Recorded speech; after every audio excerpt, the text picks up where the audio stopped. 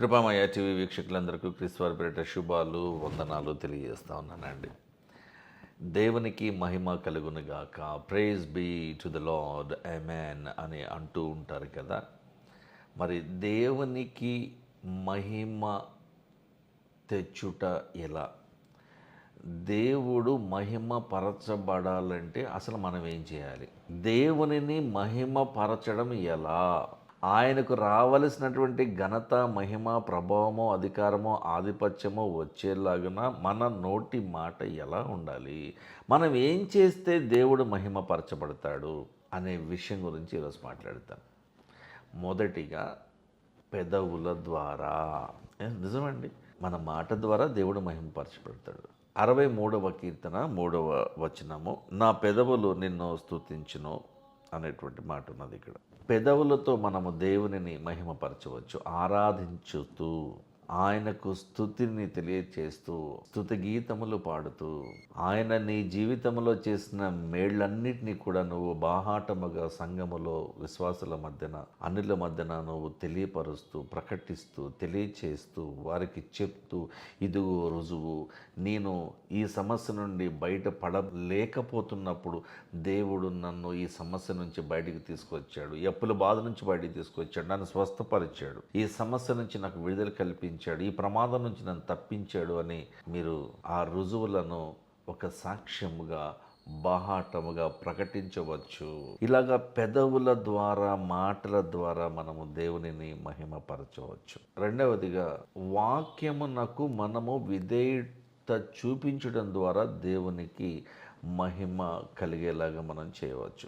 వాక్యమునకు, దేవుని మాటకు లోబడి ఏం జరిగినా నీ చిత్తమే ప్రభువా అని ఆయన మీద మాత్రమే ఆధారపడి ఆ వాక్యమునకు దేవునికి విధేయత చూపించడం ద్వారా మలాకీ గ్రంథము 2వ అధ్యాయము 2వ వచనంలో, సైన్యములకు అధిపతి యెహోవా సెలవిచ్చినదేమనగా, మీరు ఆ ఆజ్ఞను ఆలకింపకయు వినకయు నా నామమును ఘనపరచున్నట్లు మనఃపూర్వకముగా దానిని ఆలోచింపకయు ఉండిన ఎడల నేను మీ మీదకి శాపమును తెప్పించి మీకు కలిగిన ఆశీర్వాద ఫలమునంతా కూడా నేను శపిస్తాను అంటున్నాడు. అంటే నేను మీకు ఇచ్చిన 613 ఆజ్ఞలను మీరు తూచా తప్పకుండా పాటించాలి. తూచా అంటే తుమ్మినా చచ్చినా, 6 100 100 6 ఏది ఏమైనా, కష్టంగా ఉన్నా ఇష్టం లేకపోయినా సరే మీరు నేను ఇచ్చినటువంటి ఆజ్ఞలను పాటించాలి అని అంటున్నాడు. అంటే వాక్యమునకు విధేయత చూపించటము, దేవుడిచ్చిన ఆజ్ఞలను పాటించటం అంటే దేవుని వాక్యమునకు విధేయత చూపిస్తున్నారని అర్థము. మూడవదిగా యేసుక్రీస్తు ప్రభు యొక్క నామములో, ఆయన యొక్క పరిశుద్ధ నామములో ప్రార్థన చేయుట ద్వారా దేవుడు మహిమపరచబడతాడు. చూడండి ఎలాగూ, యోహాను సువార్త 14వ అధ్యాయం 13వ వచనంలో, మీరు నా నామమున దేనినైతే అడుగుతారో తండ్రి కుమారుని యందు మహిమ పరచబడుటకై దానిని నేను చేస్తాను అని అంటున్నాడు. అంటే యేసుక్రీస్తు ప్రభువే తనంతట తానే మనకు ఒక గ్యారెంటీని, ఒక సంచి కరువుని ఇస్తూ ఉన్నాడు. ఇక్కడ మీరు మేలుకరమైనది అడగండి. ఇంటి ఎదురు ఆయనకి నాకు గొడవ అయింది దేవా, ఆయనని చంపేయని అడగకూడదు. పక్కింటోడు కారు కొన్నాడు, నాకు కనీసం స్కూటర్ కూడా లేదు, వాడు యాక్సిడెంట్లో చచ్చిపోవాలని కోరుకోకూడదు. మేలుకరమైనది, నీ పొరుగు వాణిని ప్రేమించు అని అన్నప్పుడు వాడు చచ్చిపోవాలి, వీడు యాక్సిడెంట్లో పోవాలి, వాళ్ళ ఇంట్లో దొంగతనం జరగాలని నువ్వు ఎలా కోరుకుంటావు? నీకు మేలుకరమైనది జరగాలని అనుకున్నప్పుడు పక్కింటి వాడికి కూడా అదే మేలు జరగాలని నువ్వు కోరుకోవాలి. నువ్వు మారు మనసు పొందాలని ప్రార్థన చేయడం కాదు, ఇంటి పక్కన ఉన్న అన్యులు కూడా మారు మనసు పొందాలని నువ్వు ప్రార్థన చేయాలి. అలా చెయ్యలేకపోతే నీ భక్తి వ్యర్థమే, మీ విశ్వాసం వ్యర్థమే నిజంగా. ఇక 4వదిగా, మీరు ఎదిగి ఫలించుట ద్వారా, మీ జీవితంలో ఒక డెవలప్మెంట్ రావడం ద్వారా, వృద్ధి చెందుట ద్వారా, మీరు ఫలించుట ద్వారా దేవుడు మహిమపరచబడతాడు. ఒకప్పుడండి ఆయనకి కనీసం బైసికల్ కూడా ఉండేది కాదండి. ఈ రోజున 10 కార్లు, 10 మంది డ్రైవర్లు, పెద్ద విల్లా, బ్యాంక్ బ్యాలెన్సు, ఆయనకు మంచి ఉద్యోగము, కంపెనీ కూడా పెట్టినాడు, కోట్ల రూపాయలు డబ్బులు వస్తూ ఉన్నాయి, కొన్ని వందల మందికి ఆయన ఉద్యోగం ఇప్పించినాడు. ఎవరికి కూడా అన్యాయం చేసే మనిషి కాదు ఆయన. దేవుడు ఆయనని ఇలాగ దీవించాడు అని మనుషులు చెప్పుకుంటున్నారు. అంటే నువ్వు ఎదిగి ఫలించుట ద్వారా దేవుడు మహిమపరచబడతాడు. నేను యేసుక్రీస్తు ప్రభువును నమ్ముకున్న తర్వాత నాకు ఇదంతా జరిగిందని నువ్వు చెప్పడం ద్వారా ఆయన మహిమపరచబడతాడు. యోహాను సువార్త 15వ అధ్యాయము 8వ వచనంలో మీరు చూడగలిగితే, మీరు బహుగా ఫలించుట ద్వారా, మీరు బహుగా ఎదుగుట వలన నా తండ్రి, పరలోకమందున్న నా తండ్రి మహిమపరచబడును. 5వ పాయింట్ ఏంటంటే పవిత్రత. అంటే శారీరక పవిత్రత కలిగి ఉండుట ద్వారా, నీకు ఒక భార్య చాలా నడిదేవుడు, నీకు ఒక భర్త చాలా నడిదేవుడు. మరి శారీరక పరిశుద్ధత అందరిలోనూ ఉన్నదా? భర్త భార్యతో మాత్రమే కాపురం చేస్తూ బయట ఎక్కడ కూడా అక్రమ సంబంధాలు పెట్టుకోకుండా ఉంటున్నాడా లేదా క్వశ్చన్ చేసుకోవాలి. We must recheck. కాబట్టి నీ శరీరము పరిశుద్ధతతో ఉంటే, నువ్వు పరిశుద్ధమైన జీవితాన్ని నువ్వు గడుపుతూ ఉంటే, ఆ విధంగా అతను చూసారా అండి, ఎంత అందంగా ఉంటాడు, ఎన్ని డబ్బులు ఉన్నాయో, భార్య చనిపోయినా కూడా, చిన్నపిల్లలు ఉన్నా కూడా మళ్ళీ పెళ్లి చేసుకోకుండా పిల్లలకు అన్యాయం జరుగుతుందేమో అనేటువంటి భయంతోనో బాధతోనో, లేదా దేవుని మీద భక్తితోనో, ఒక భార్య చాలా అనుకున్నో, అతడు ఎంత కమిట్మెంట్తో బతుకుతున్నాడో చూడండి అని నువ్వు ఒక సాక్ష్యం పొందాలి మనుషుల మధ్య నుంచి. కొరింథీ సంఘానికి పౌలు గారు రాసిన మొదటి పత్రిక 6వ అధ్యాయము 16వ వచనంలో, వేశ్యతో కలుసుకునేవాడు దానితో ఏకదేహమై మమేకమైపోయి కలిసిపోయి ఉన్నాడని మీకు తెలియదా? 6వ పాయింట్, దేవుని మహిమపరచడానికి మనము ఇతరుల మేలుని కోరుకోవడం ద్వారా. చూడండి, ఇదే మొదటి కొరింథీ పత్రిక 10వ అధ్యాయము 24వ వచనంలో, ఎవడును తన కొరకే కాదు ఎదుటి వాని కొరకు మేలు చూసుకొనవలెను. కాబట్టి మనము అందరూ బాగుండాలి, అందులో మనం ఉండాలి అని ఆటో మీద రాసుకుంటే సరిపోదు, అది మన లైఫ్లో అప్లై చేసుకోవాలి. ఇక 7వదిగా, ఒక సంఘమును, దేవుని సంఘమును, విశ్వాసుల సంఘమును, యేసుక్రీస్తు పునాది వేసినటువంటి ఆయన యొక్క సంఘమును మీరు ఏదో ఒక విధంగా ఆదుకోవడం ద్వారా దేవుడు మహిమపరచబడతాడు. మీకున్నంతలోనే, మీ శక్తి ఎంత ఉన్నదో అంతే, మీ శక్తి కొలది ఇవ్వండి, మీరు మనసులో అనుకున్నదే ఇవ్వండి, ఇంత అని అమౌంట్ ఏం లేదంటున్నాడు కదా ఆయన.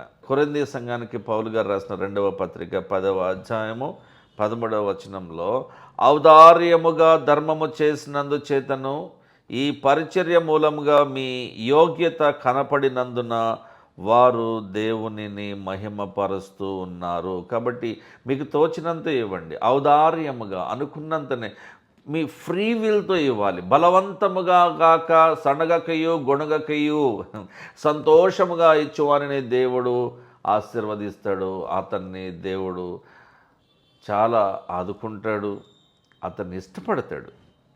ఎందుకంటే ఇంట్లో ఇబ్బందులు ఉన్నా సరే, ఇదిగో దేవా, ఇదిగో మరి డబ్బులు కావాలి, అయినా కూడా మరి బాగుండదులే, కనీసం 500 అయిపోతే బాగుండదు, ప్రతి ఆదివారం అని చెప్పని ఇస్తున్నా, నాకైతే అసలు 100 రూపాయలు కూడా వేయాలని లేదు అని అట్లా అనుకునేది నువ్వు. ఎవరేమన్నారు నిన్ను?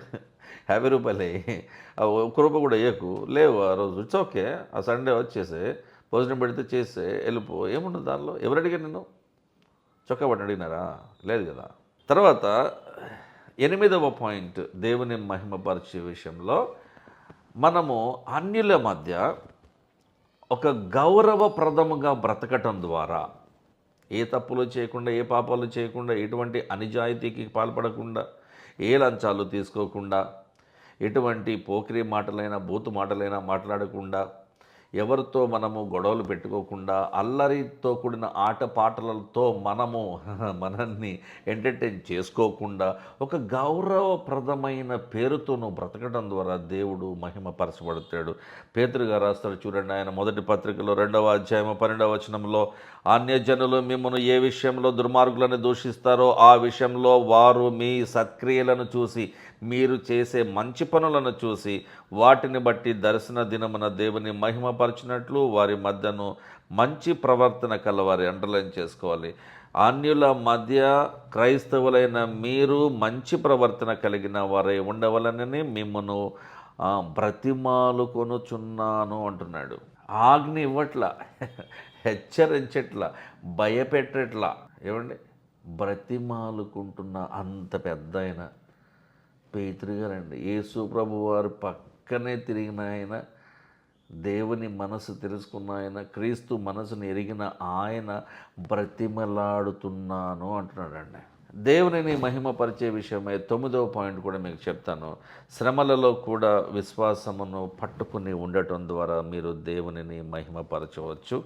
చూడండి, పేతురు గారు ఈ విషయాన్ని రాస్తాడు తన మొదటి పత్రికలో 4వ అధ్యాయం 16వ వచనంలో, ఎవడైనానో క్రైస్తవుడైనందుకు బాధ అనుభవించిన ఎడల అతడు సిగ్గుపడక ఆ పేరును బట్టియే దేవునిని మహిమపరచవలెను. అనగా నువ్వు కష్టాల్లో ఉన్నా, నష్టాల్లో ఉన్నా సరే, ఇబ్బందుల్లో ఉన్నా సరే, శ్రమలలో ఉన్నా సరే, అనారోగ్యం పాలైపోయినా సరే, ఉద్యోగం పోయినా సరే, నీ పిల్లలు నిన్ను ఒంటరిగా విడిచిపెట్టినా సరే, ఎంత కష్టము కలిగినా సరే, నీవు దేవునిని నిందించకూడదు. నీ శ్రమలలో కూడా నువ్వు ఇదొక మహదైశ్వర్యముగా, ఇదొక ఆశీర్వాదముగా, ఇది సమాధానకరమైనదే. ఈ శ్రమలు నన్ను కుటుంబంలో వేయబడిన బంగారం ఎలాగ మేలిమి బంగారం అవుతుందో, నన్ను శుద్ధిపరచడానికి, నన్ను బాగు చేయడానికి, నా విశ్వాసాన్ని మరింత బలోపేతం చేయడానికి దేవుడు నన్ను పరీక్షిస్తున్నాడు. ఈ శోధన నాకు అవసరమని నువ్వు నమ్మి నీ కష్టకాలంలో కూడా విశ్వాసాన్ని గట్టిగా పట్టుకుని ఉండాలి. అలా ఉండడం ద్వారా నువ్వు దేవునిని మహిమపరచవచ్చు. 10వ పాయింట్ కూడా చెప్తానండి. మరణమును విశ్వాసముతో ఎదుర్కొనుట ద్వారా. మొత్తం 10 పాయింట్స్ బాగా గుర్తుపెట్టుకోవాలి. చావబోతున్నావని నీకు తెలుసు. ఒక హతసాక్షిగా నిన్ను దేవునికి అప్పగించుకోబోతున్నావని నీకు తెలిసిపోయింది. నేను చంపేస్తానని తెలిసిపోయింది. అయినా కూడా మరణములో కూడా నీ విశ్వాసాన్ని పోగొట్టుకోవద్దు అంటున్నాడు. స్టెఫెను చనిపోతాడని దేవునికి తెలుసు. 25 ఏళ్ల కుర్రాడు. పేతురు గారు ఎలా చనిపోబోతున్నాడో కూడా ప్రభువు చెప్పేశారు. అయినా సరే నీ మరణంలో కూడా, ఎందుకంటే నీ శరీరమును మాత్రమే చంపగలిగే ఈ మనుషులకు నువ్వు భయపడవద్దు. నీ శరీరమును, నీ ఆత్మను కూడా నశింప చేయగల శక్తి, అధికారము ఉన్న దేవునికి మాత్రమే నువ్వు భయపడాలని ఒక వాక్యం ఉన్నది. చూడండి, యోహాను సువార్త 21వ అధ్యాయం 18వ వచనంలో పేతురు ఎటువంటి మరణము వలన దేవుని మహిమపరచునో దానిని సూచించి యేసు ప్రభు వారు ఈ మాట చెప్పడం జరిగింది. పేతురు, నువ్వు ఇలా చనిపోబోతున్నావు అని చెప్పారు. పేతురు భయపడలా, బాధపడలా. సిలువేస్తుంటే నేనేమన్నా యేసు ప్రభు వారికి నేను సమాంతరమైన మనిషిని అనుకుంటున్నారా? I'm only contemporary, but I'm not equal to him and his ministry. కాబట్టి ఆయన వాళ్ళే నేను చనిపోవడానికి ఇష్టపడట్లేదు, నన్ను తలక్రిందులుగా సిలువేయండి అని అన్నాడు ఆయన. సిలువేయండి, కానీ తలక్రిందులుగా వేయండి, ఎందుకంటే నేను ఆయనకు సమాంతరమైనటువంటి వాడిని కాదు. అంటే మరణములో కూడా చూడండి, తనను తాను తగ్గించుకున్నటువంటి పేతురు గారు, నీకు మరణం రాబోతుందని తెలిసి కూడా నీ విశ్వాసాన్ని నువ్వు పోగొట్టుకోకూడదు. ఆ విధంగా ఆ కమిట్మెంట్ నీకున్నప్పుడు దేవుడు మహిమపరచబడతాడు అనమాట. చావడానికి సిద్ధపడిన ఈయన దేవునికే భయపడుతున్నాడు, దేవునికే లోబడుతున్నాడండి. ఈయన ఎంత గొప్ప మనిషో కదా అని అక్కడున్న అన్యులు, క్రైస్తవులు, విశ్వాసులు దేవునిని మహిమపరిచేలాగా నీ నిర్ణయాలు ఉండాలి. ఈ విధంగా మనం దేవునిని మహిమపరచవచ్చు. ప్రైజ్ ద లార్డ్ అని అనుకుంటే సరిపోదు. ప్రైజ్ ద లార్డ్ అని ఈయన అంటాడు, ప్రైజ్ ద లార్డ్ అని ఆయన కూడా అంటాడు. దేవుడు స్తుతింపబడును గాక, దేవుడు స్తుతింపబడును గాక అని ఇద్దరు అన్నప్పుడు అసలు స్తుతిస్తున్నది ఎవరు? ఇద్దరు స్తుతించట్లేదు. సో ఈ ఫార్మల్ గ్రీటింగ్ అనేటువంటిది ఒక ఇన్ఫార్మల్గా తయారైపోయింది. దేవుడు స్తుతింపబడును గాక అన్నప్పుడు అవును ఆయన స్తుతింపబడును గాక, మహిమ ఘనత ప్రభావం ఆయనకే చెల్లును గాక అని అవతలని కూడా అనాలి. అంత ఓపిక మనకి ఎక్కడదండి. Praise the Lord brother, praise the Lord sister, అంతే అయిపోయింది కథం. లోక మర్యాద చొప్పున బ్రతుకుతున్న క్రైస్తవులు అమాయకులు. చిన్న ప్రార్థన కొరకే తలలో వంచుదాం. పరలోకమందున్న మా తండ్రి, మా ప్రార్థన ఆలకించండి ప్రభువా.